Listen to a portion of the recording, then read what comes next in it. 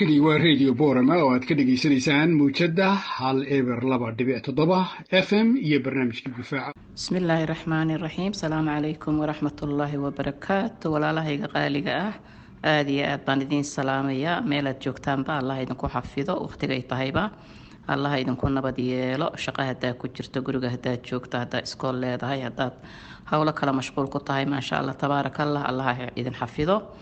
meelan joognaba Allah nagu xafido, awlaadna Allah noo xafido, ehelkayaga oo meel walba jooga iyo ummadeena Soomaalidana Ilaahay ha xafido, khayr iyo abshirna noloshooda Allah ku dambaysiyo biidnillaahi kariim. walaalayaal aad baan idin salaamayaa. warqadaan xoogaa yar baan bowsa galay maanta, marka wax yar oo warqadaan ku saabsan oo United Nationka qaramada midoobay ay soo qoreen ayaan hadda akhrinayay. warqada Ingiriis bay ku qoran tahay, marka waxaan jeclaystaa inaan xoogaa yar maaragtay bal aan macnaheeda muhiimka ah ka soo saaro. waxaa la yiri suuqa madow oo qaybo jirka bini'aadanka lagu kala gato ayaa suuq ku yeeshay bariga dhexe. macnaha jirka bini'aadanka xubnihiisa oo la kala gato ayaa suuq weyn wuxuu ku yeeshay bariga dhexe, macnaha wadamada Carabaha.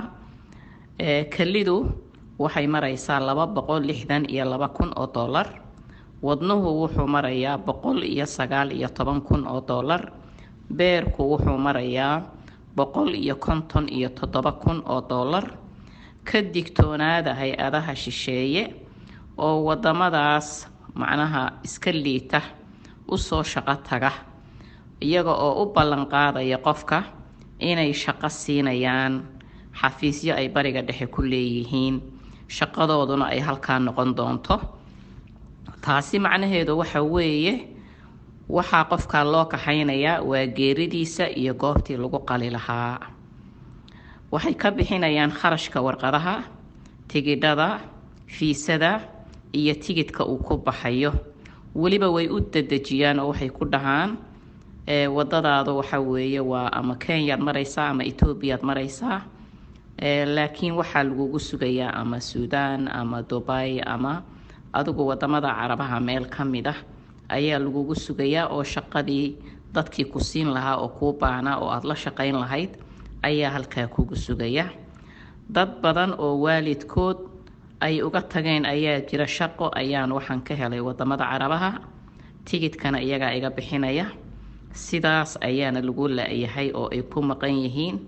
walaalayaal, sidaad ogtihiinba adduunyadii waxa weeye xanuunkeedii baa batay.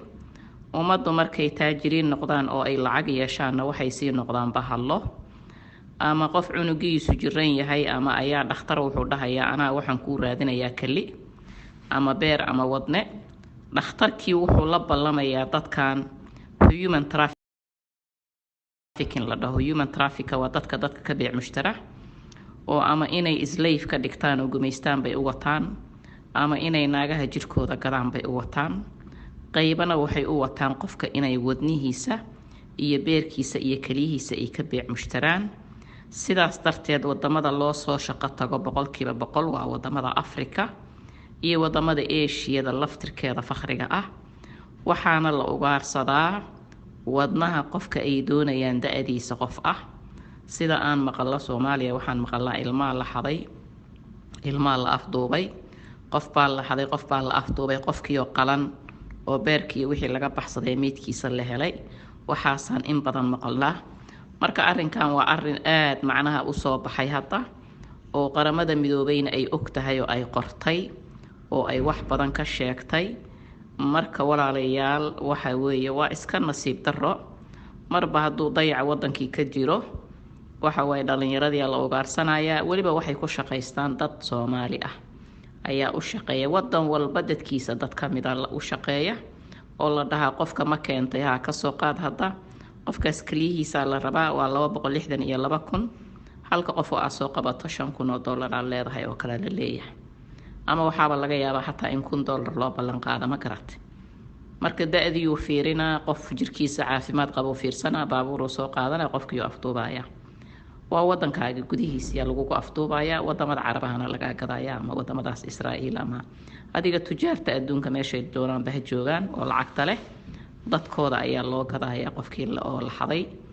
marka qofkay arkaan inuu caafimaad qabana sida hadda ka hor TV-ga ka fiirsateen gabadhii xanuunka beerka laga helay way iska tuuraan ama way dilaan si aysan u hadlinin qofkay arkaan inuu caafimaad qabana xataa hadduu qofka loo rabo kelida uu maajigareyn waayo kor iyo hoos qofkii waa la qaadanaa keliyihiisina waa la gadayaa ma garatay marka walaalayaal qofkii aan markaa dee aan da' shaqo gaarinin oo ilmo yar ah waxaa lagu habaynayaa wadanka gudihiisa wixii baa dee diyaaradahan lagu leeyahay iyagoon cidina ka warqabin ay soo degaan ay baxaan keliya wixii beerkii wixii diyaara la qaadayaa qofkii markaa socon karo shaqo loo ballan qaadi karana shaqo loo ballan qaadayaa oo saasuu ku soconayaa marka walaalayaal waa xanuun adduunyada kusoo ziyaaday waana xanuun khaasatan wadamadeena dayaca ka jira oo kale hay-ada iska wareegayaad arkaysaa wadankoo waxay caawa alla ka shaqaynayaan aadan garanayno xoogaa askari ciidamay qoranayaan waardiya laga hayaayo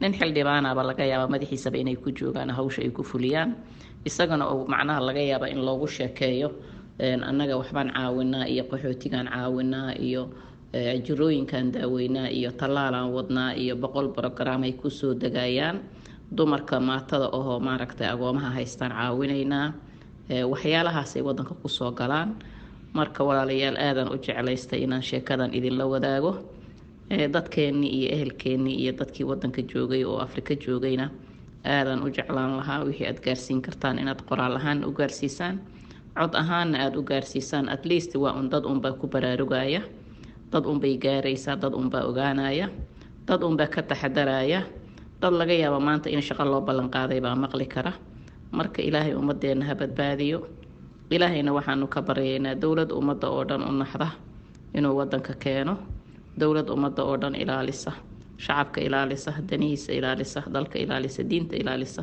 inuu ilaahay wadankeena noo keenan ilaahay ka tuugaynaa biidnillaahi alkariim oo xaqa iyo xalaasha wax nagu maamusha aad iyo aadan idin salaamaya walaalahay annaga haddaan nabad ku noolnahay oo maantayto adiga waxaan maqalnaa cunugaa la qaatayo gaalaa qaatayo hadda cunugaaga waaba la qaato waa la qashay waaba kasii daranta cunugaagii gaal qaatay waa murugo waa xanuun waa wax aad u foolxun haddana waaba noolyaho rajaa ka qabtaa oo waxaad leedahay maalin baa ilaahay kuu soo celin laakiin ilmahaagii oo nin weyn oo aad soo korisay oo maantayto ku dhahay shaqaan hooya aaday oo jirkiisii laga beec mushtarayo meydkiisina qashinka lagu daray waa xanuun intiisa la eg waaye marka walaalayaal allahna badbaadiyo aan u duceyno dalkeena ummadeena dadkeena aan u duceyno annagana aan duceysano meeshan allah nagu xafido dadka iyagii halkaa joogayna meeshooda allah ku xafido allah ku nabad yeelo hay-adahan sharka iyo dhibaatada iyo balaayada la wareegayana ilaahay waxaan ka baryayaa adduunka yawmin al-ayaam in maxkamad la soo saaro xabsi daa'in lagu xukumaan ilaahay ka baryayaa